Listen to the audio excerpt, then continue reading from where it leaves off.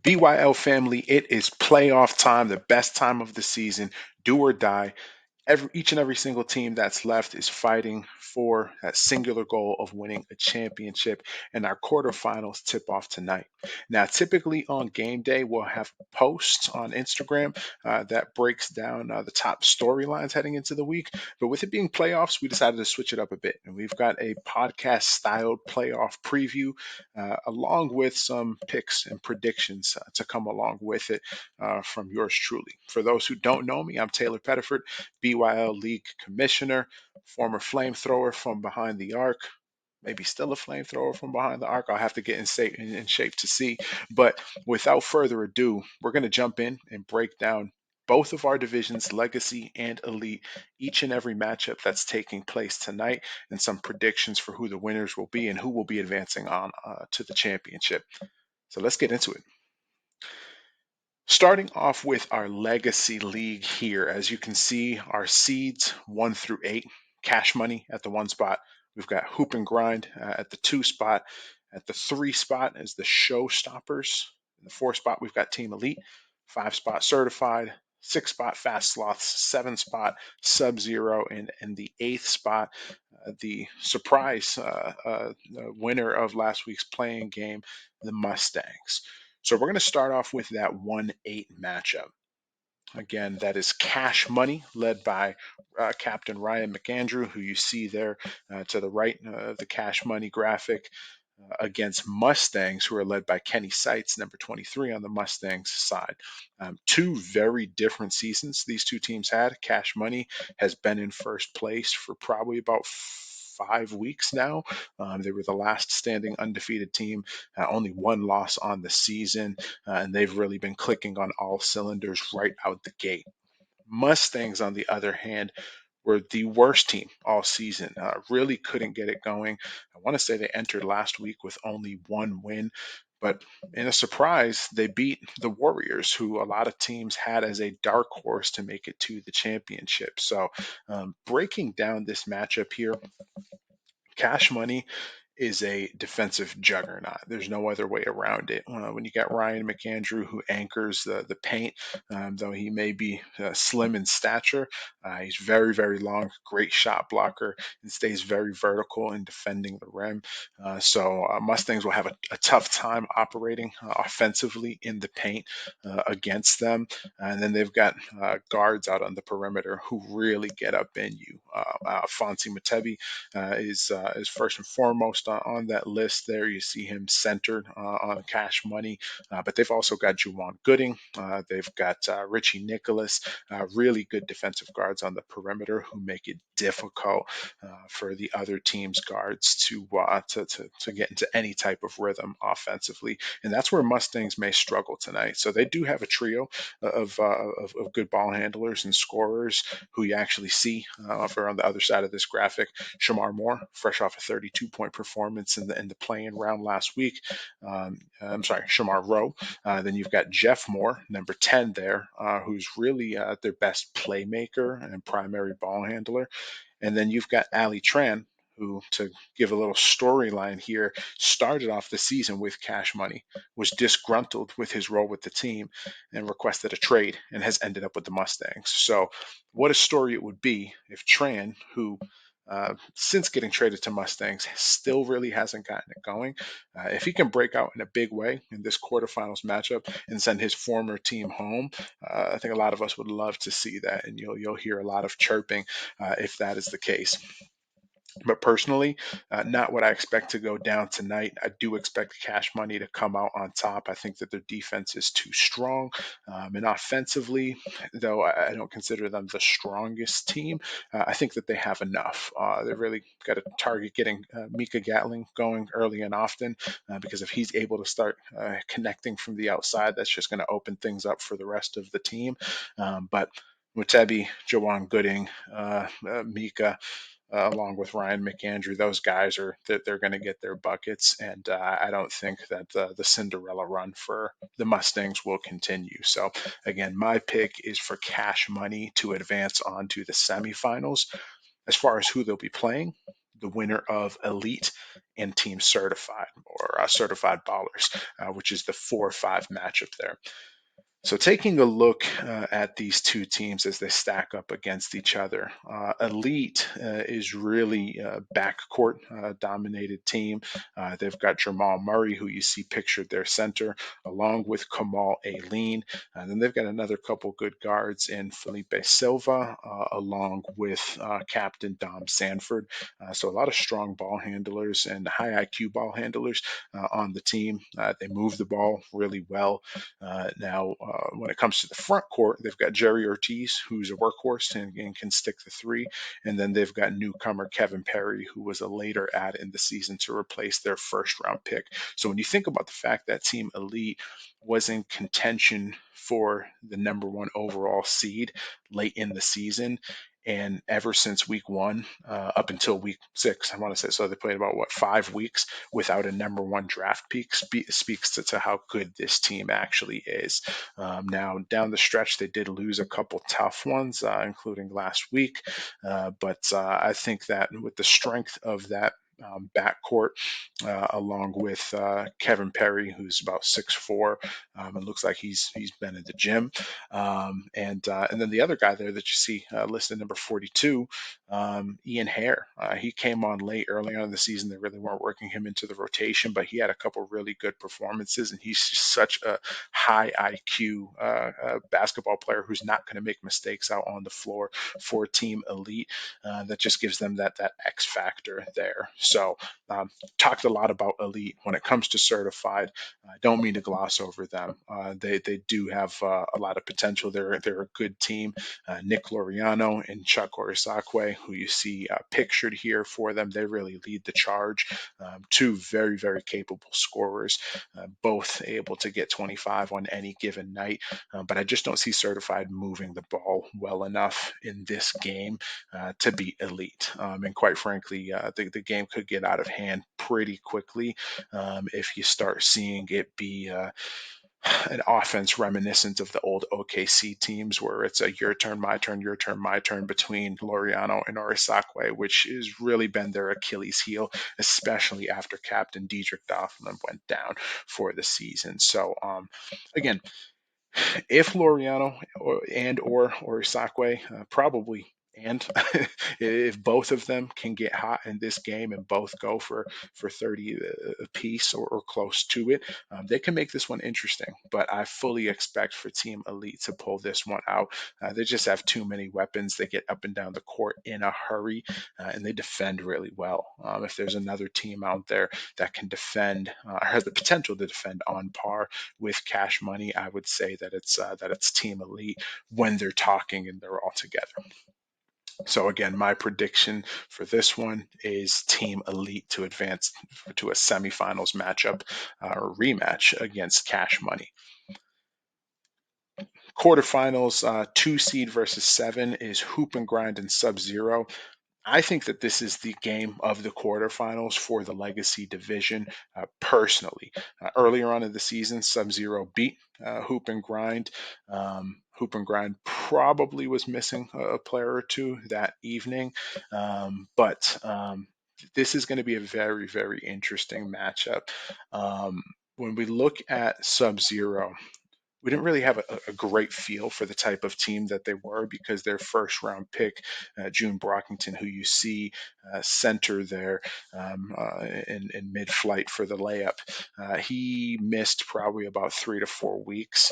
When he came back, somebody else was missing. So they haven't been full strength for more than 3 games this season, and it shows. There's a lack of chemistry, inconsistent chemistry. Some stretches or weeks they'll look great. Others, like last week, they can only manage 31 points in an entire game. So you don't really know which version of Sub-Zero you're going to get tonight. But if it's the right version and the version that clicks, Hoop and Grind will have their hands full. You think about Sub-Zero again. Joseph Brockington hasn't had a great season, but he's a premier athlete in this league. He's a top-notch defender when he's locked in on that side of the ball. and he can stick the three if he gets in rhythm. So he's going to be key for them. But their best player all season has been number 00 over there, Anthony Domenico, hands down. He can score really at all three levels, at the rim, mid range, 3-pointer. He can get it pretty much however he wants to get it out on the court. And then the backcourt, point guard Josh Kachi is really he's a workhorse. Sometimes his shot selection is a little bit questionable, but he's a great player, and is always going to give you 110% effort, similar to their captain, who you see pictured there up the top, Micah Duarte. So I would not write out Sub-Zero in this matchup. I do have to give the edge to Hoop and Grind. However, I'm not gonna go so far as predicting the upset here. I think that Hoop and Grind, when healthy and when everybody is there, I think that they're easily the best offense in the league. They might be the best team altogether, and that's including cash money. Josh LeBron is the best point guard in the Legacy division, best passer for sure, but really controls the pace of the game and takes a ton of people by surprise every single week. But then when you look at how balanced they are, Marcin Papla is your sharpshooter on the wing. You've got top three athlete in all of the Legacy division in Junior Oyerunbi on the other wing, who will throw it down on your head if you're not careful in transition. Then you've got Zach Badohu. There's not three better, or there aren't three better ISO scorers in the Legacy division than Zach Badohu.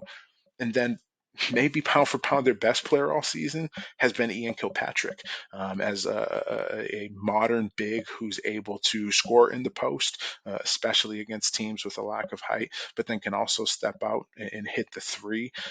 This team is really, really versatile on the offensive end, and they can play half court, but they can also play fast break, especially when they get Oyeronbi running. So again, for Sub-Zero, a team that could only manage 31 points last week, I don't think that Hoop and Grind's defense is as stiff as the Gators was. But if you can only manage 31 points against any team in this league, then your offense is probably not on par to get into a shootout with Hoop and Grind. So I've got Hoop and Grind coming out on top of this one still, and advancing on to the semifinals. So moving on to our last quarterfinals matchup of the night, the 3-6 matchup is Showstoppers versus Fast Sloths. I'll make this one short and sweet. I expect the Showstoppers, despite the injuries that they faced, to pull this one out, purely based on the fact that their team has chemistry, and the Fast Sloths do not. They haven't had it all season. It rears its ugly head continuously for the Fast Sloths, and it's unfortunate because they do have some really good players on that team, but if they haven't pulled together as a unit yet, I don't have any reason to believe that they're going to do so suddenly come playoff time. Now, the Showstoppers are going to be shorthanded. So sharpshooter Joshua James, who's really their veteran presence there. He's out for the season with injury and will not be back. Just when he really started rolling too, a couple weeks ago, I want to say it was week 6, he had a game where he hit 3-4 3-pointers in a row and was really stretching the floor nicely for them, adding some nice, a nice counterpart on the perimeter to attack and launch threes alongside Jordan Doffin, who you see there, number 50. But he's not going to be there tomorrow. Neither is Phil LaFond, sort of their energy man out on the floor. I personally think Phil LaFond is the best defensive player in the Legacy division, or at least has played the best consistent defense in the Legacy division this season. But he suffered a concussion in week 7, and he won't be available either. Because of the emergency waiver clause, they will be able to pick up Phil's brother to fill in his place. Anytime a team falls below 7 players at any point in the season, they can make a comparable pickup. Can't go grab a ringer off the waiver wire, but they can make a comparable pickup to make sure that their team doesn't forfeit. But Yeah, I mean, again, I just think that the chemistry that LaFond has built up over the season is not something you'll be able to put to replace even with his half brother. But I think it'll be enough to, I'm sorry, his twin brother. But I think it'll be enough to get through tomorrow because with the fast sloths, much of their season has looked like a competition between Gerald Richardson or Henderson. Sorry if I'm messing up the last name there. I think Richardson. I think Henderson's the NBA player. But between Gerald Richardson and Kevin Merville, I'm not sure that they particularly like playing against each other. They're both high volume shooters and don't necessarily agree with the other's shot attempts. I don't say that to sow any discord that isn't already there on the team. You can watch the games back and see it. It's evident. And then you look, and much of the rest of the team is then disgruntled by Merville and Richardson going back and forth and taking questionable shots. So Guy, Captain Guy, can't pronounce his last name still, known him for years, still can't do it. But Captain Guy has not solved those chemistry problems in their locker room. Don't think that it's going to happen tomorrow night. Won't be shocked if they do pull off the upset because, like I said, they've got players there. Merville can play. Richardson, when he takes good shots, he can play. He can definitely play. Lorenzo Marshall can play. Julian McRae, Bipin Sama. I mean, they've got players. Stephen Lucian, right? They've got actually a very deep roster, but playing together is different than playing or how each of these players performs individually and as a collective unit. I think that they'll just find a way to not make it happen tomorrow night. So I've got showstoppers advancing on to the semifinals. So we'll wait till a later date to break down semifinals matchups as they actually happen. I hope somebody proves me wrong tonight. I hope that this is bulletin board material. It's not meant to be disrespectful to any of the other teams, but this is how I see it shaking out tonight. And if you were to ask me to pick ahead, who do I expect to be in that championship? I expect it to be the best defense, cash money, versus the best offense, hoop and grind, facing off in that championship game. Though they say defense wins championships, I'd actually lean offense in that one. I do think that hoop and grind, if they're clicking on all cylinders, which if everybody's there and everybody's healthy, they should be. I think that that's the team that ultimately takes it all. But let's see, they've got a tough one right off the bat in Sub-Zero, so they might not even be there next week. We'll cross that bridge when we come to it. Moving on now to the elite division. All right, so elite division breaking down our seeds. At one, you've got Ballistic. I think this is the second season in a row that they've entered as the one seed into the playoffs. The number two seed is Playerhood. Number three seed is the Whalers, surprise of the season, maybe to probably everybody except for those players on that team. The four seed is the Shocks. Five seed is Team Focus. Six seed, Buckets. Seven seed Team Koba, our reigning champions, and then eight seed is Heart over Height. So we'll start off with the 1 versus 8 matchup, which is Ballistic versus Heart over Height. Ballistic, I want to say just one loss on the season, which was to Playerhood, and they avenged that loss in week 7. This team is get your popcorn ready when these guys take the floor. They're the most exciting team, not just this session. There was not a more exciting team over the summer either than these guys. They get up and down the court in a hurry. They've got three guys that just can absolutely jump out of the gym. They've got probably the most fun bucket getter to watch in the league. They've got it all. So they're a true showtime when they take the court. And with all due respect to Heart over Height, who has a lot of good players on that side as well, but I don't think that they have what it takes to knock Ballistic off this evening. Now, I do expect it to be close, especially in the first half, because Ballistic tends to play down to their competition. Again, I say that respectfully to Heart over Height, but they tend to get out the gates slow. I feel like they wait to meet some adversity in the game until they turn it up. that could bite them in the butt here in playoffs. But I do expect for them to ultimately right the ship and turn things around. When we take a look at their roster, you're probably familiar with them if you've been paying any attention to the page over the course of this season. But Jimmy Fritzen, top bucket getter in the league. He's got every trick in the bag. His bag is deep. It looks like Kyrie oftentimes out there, the way that he's dancing on defenders. Then you've got high flyer Dante Law, who I think probably is taking a lot of people by surprise with just how skilled he is. Not only as he's not just a dunker, but can really shoot it and can really play make as well. He's had a number of games where he's had 5, 6, 7, 8 assists. Amadeus Pyrus mans the paint for them. He can get up and he's above the rim, but I think is might be the hardest worker in the league. Joe Secator easily has the most bounce in all of the BYL. And then they've got Jude Valmus rounding out that starting lineup. So I think these guys will win. They'll start off slow, but they'll score probably mid 80s to low 90s. And I just don't think that heart over height has the chemistry to keep up. They've got the individual parts, Shane Coleman, Rashad Jenkins Maxwell. We got Bryce Boggs. That those guys can, there's not a better trio of wings in the league. Hector Heredia is a great point guard. They picked up Savon Houston to man the paint. So on paper, I mean, this team should be able to go toe to toe with anybody, let alone Ballistic. But I just don't think that that's what's going to happen tonight. And I've got Ballistic coming out on top and advancing to the semifinals because they've proven it over the course of the season. And Heart Over Height just hasn't. So who will Ballistic be playing? Well, they're going to play the winner of Shock's first team focus. So when we look at Shock's first focus, this is going to be the third time that these guys face off this season. The first game was the Shock's first loss of the season. They were 5-0, I want to say, heading into that game, or 4-0.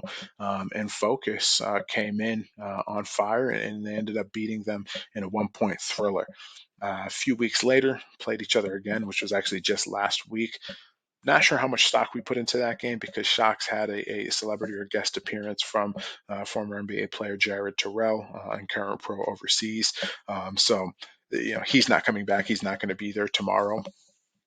But I'd say that the absence that hurts the Shocks even more so than Jared Terrell, who they only had for one game, is the fact that 40% of their starting lineup is done for the season. So Amari Brown took the league by storm, was one of the highest scorers in the league while he was around.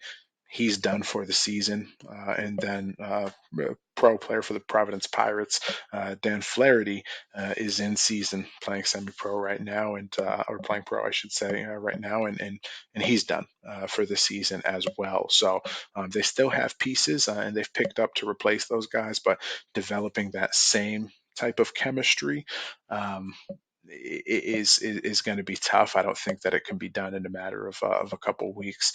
But Mercury Fisk and Shaquan Murray, who are filling those spots, they're good players. Donovan Ford Hayes is a very smart player. Asante Sandiford has been the best player in the BYL probably this season. And David Matura in his own right is a great player. So I'm not saying that this is going to be a walk in the park for Team Focus. I do expect them to win, though. They've got sneaky good chemistry. They're really a dark horse to go all the way this season, led by Pierre Sully. But you got a shooter like Rob Williams. You've got a just all-around bucket getter like Takeem Gomes. Another shooter in Cesar Castro on the other wing. Then you've got big man Cal Hardy Jr. You've got Peter Camden. You've got Cassius Belfont. This team has pieces.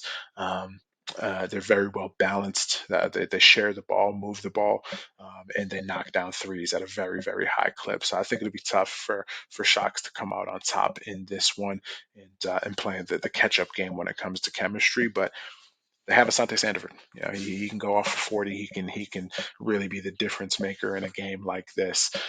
So we'll see how it shakes out. But I'm going with Team Focus to advance onto the semifinals.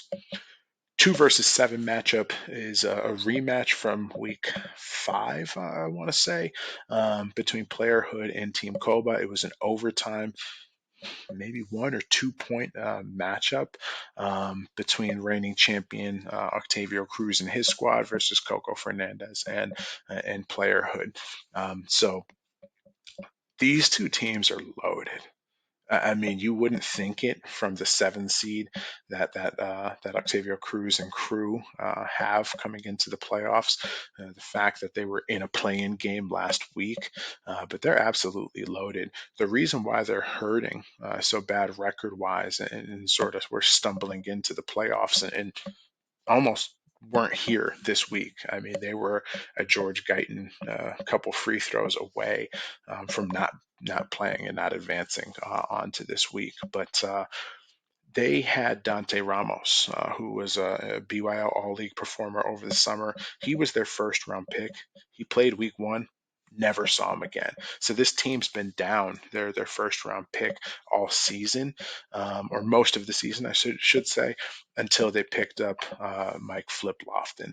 And if Flip Lofton, who you see in the red there in the Bridgewater State uniform, I haven't seen him play in years. I'll say that. That's the one asterisk I'll put here. But if he's 75% of the player he was last time I saw him play, he's hands down a top 3 pick in this draft. So to add him to this core that already has Max Matroni and Tyler DeMello in the backcourt, you've got a high IQ player like Octavio Cruz, a high flyer like Grayshawn Ward. You've got Terrell Davis, who we all know is a bucket getter and a really returner to Team Koba. You add an unselfish player like Flip Lofton, who will hammer it down on your head, but also just make the right play, defend in the post, block shots, and it's a true difference maker. With all due respect to Dante Ramos, I think the team's better off with Flip Lofton. I think he's a better fit with this unit because Flip fills more of a need for them as far as somebody who can truly man the paint. So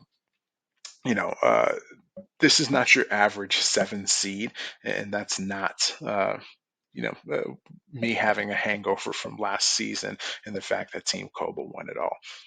Now they're going up against the juggernaut. Playerhood was ravaged by injuries, and the replacements were quite frankly fantastic. So Terrell Davis, namely, you've seen him on the reels on the page.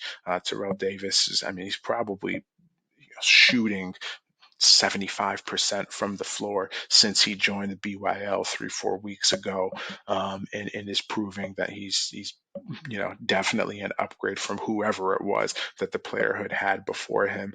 But they also added 6'5" Tariq Tate, former Salem State player, to go along with 6'5" Terrell Davis, or Terrell Williams, I'm sorry, and then you've got 6'6" Matthew Ochang down low. So their front line is bigger than Koba's, which not many teams are. And then Carlos Andrade is having a great season in the backcourt. Rob Adams is a gunner from beyond the arc. So this is a really tough game for me to call.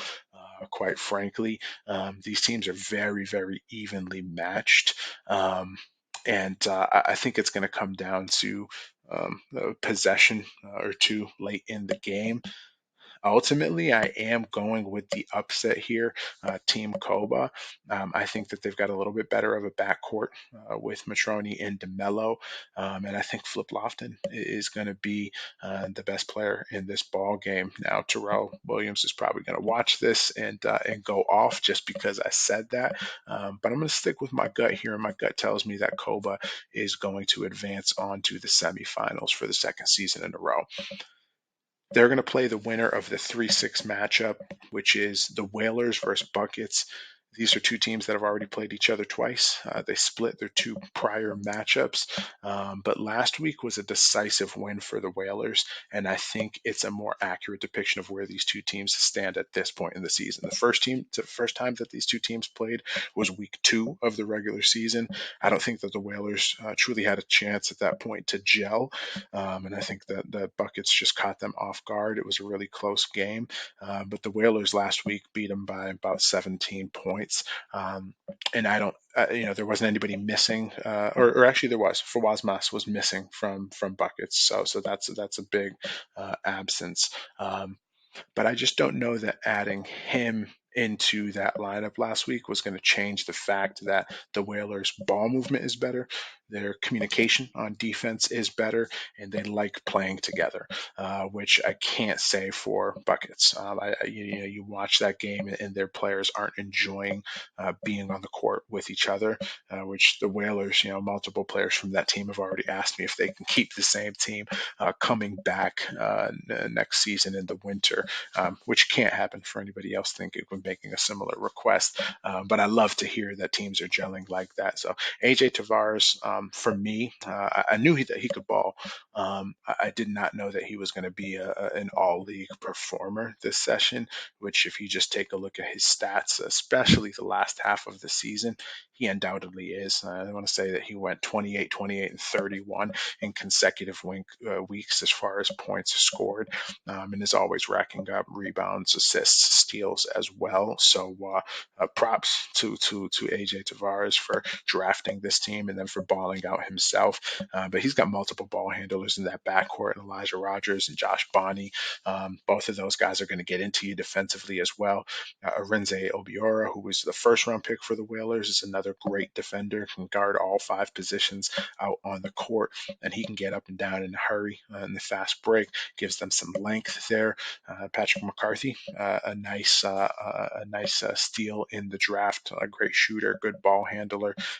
That doesn't command a lot of touches, but capitalizes on the ones that he does get. So this team, they're a sneaky pick for advancing all the way to the championship, to tell the truth, just because of how well they play together. A lot of teams have underestimated them this season. I think the time to underestimate them is over, because if you do, you're going to get punched in the mouth, and you're going to get knocked out of the playoffs here. So I know Buckets Galore isn't underestimating them coming into tonight's matchup, but it's not going to matter. I think that the Whalers are coming out on top. So again, we'll wait until these matchups are finalized to see where who actually advances, and then who's going to subsequently advance onto the championship. But if everything shakes out tonight the way that I think it will, I would pick a rematch of our summer championship. I would pick Ballistic and Team Koba to face off again in the championship. And to be honest, I would actually, it's a tough one thinking of the potential of those teams, which we might never get that matchup, but thinking of the potential of those teams going up against each other again, I'd have to actually give the edge to Koba again in a close one, but I'd have to give the edge to Koba because of the flip Lofton effect. Again, I haven't seen him play in many years, but if he is still even 75% of that player that he was, he's that much of a difference maker for Koba, and we could see them as a 7 seed repeat and go back to back as champions. So we'll see how things actually play out tonight. That was your commissioner's picks. This is your playoff preview here for the BYL.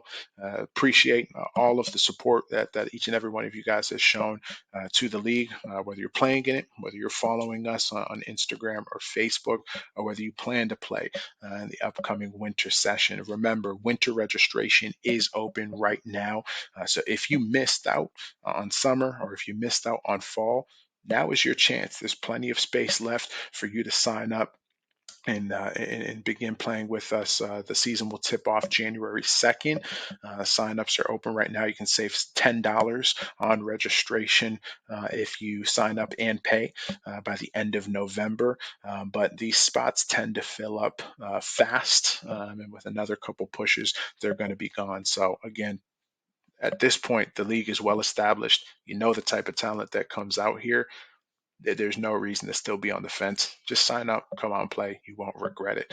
But we're going to sign off. We'll catch you guys tonight at the Dana Barros Club. Action's going to tip off. We're going to be a little bit behind, but we're going to tip off at 7:45 tonight. Hope to see as many of you guys there. Pack the gym. Take care.